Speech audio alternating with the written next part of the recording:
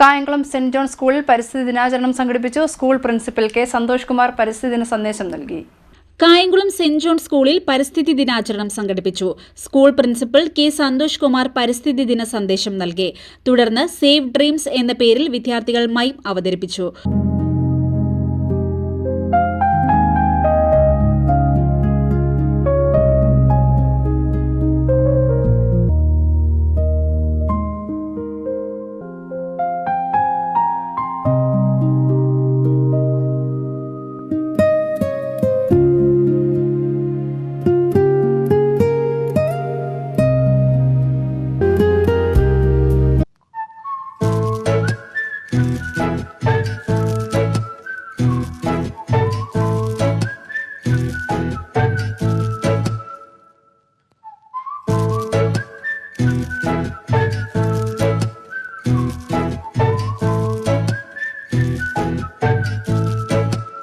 കുട്ടികളുടെ കലാപരിപാടികൾക്കൊപ്പം അവർ തയ്യാറാക്കിയ പരിസ്ഥിതി ദിന പോസ്റ്ററുകളും മോഡലുകളും പ്രദർശിപ്പിച്ചു.